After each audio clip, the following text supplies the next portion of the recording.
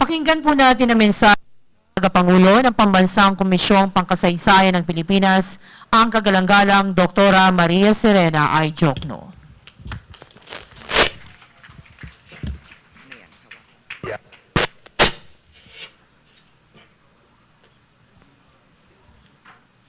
Okay na. Thank you.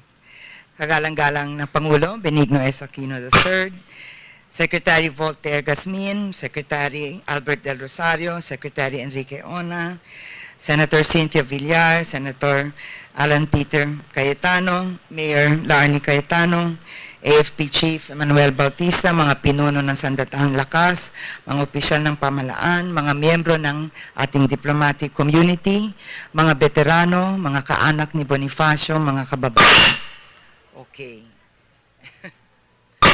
Nakakatakot itong microphone nyo. Nakikiisa tayo ngayon sa paggunita sa mga bayani at mga natatangin nilang ambag sa ating bayan. Sa haba ng panahong nalugmok ang ating bayan sa pahirap ng mga dayuhang mananakop at maging ang pamahalaang diktatorial, ay lumitaw ang mga Pilipino nanindigan at kumilos tungo sa kalayaan at sa pagbabago para sa ating bayan. Ang kabayanihan ay walang pinipiling panahon. Sa bawat yugto ng kasaysayan ng bansa ay may taong hahamon sa pagsubok at buong tapang nalalabanan ang mga sumisiil sa kalayaan ng bansa at sa katiwalian sa lipunan. Ang kabayanihan ay wala ring pinipiling kasarian. Sa modernong panahon, ang pagpapakita ng kabayanihan ay hindi na sa pagbubuwis ng buhay, kundi sa pagiging isang Pilipinong nagpapahusay, di lamang sa kanyang sarili, nagsisikap, di lamang para sa kapakanan ng kanyang pamilya, kundi naninindigan din para sa wasto at makatarungang pamamaraan sa lahat ng larangan ng buhay, para sa ikabubuti ng lahat, sa kasalukuyang panahon, at pati na rin para sa mga susunod na henerasyon.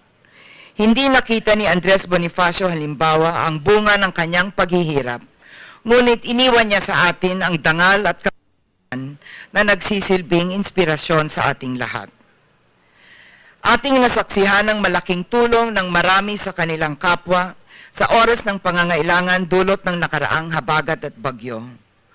Ngunit bukod sa baha at bagyo na siyang mga malalaki ng hamon, ay mayroon pang iba na matutugunan lamang sa pamamagitan ng kahandaang kumilos upang iwasto ang mali at isulong ang ikabubuti ng sambayanan.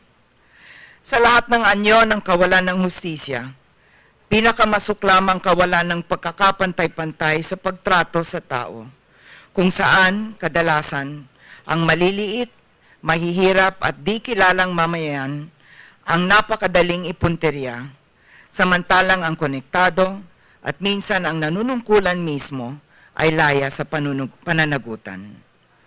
Tayong lahat ay maaaring maging isang bayani. At sa panahong ito, labis-labis ang pagkakataong maging bayani. Ang kabayanihan ay hindi nasusukat sa laki o liit ng ginawa ng isang tao para sa kanyang kapwa.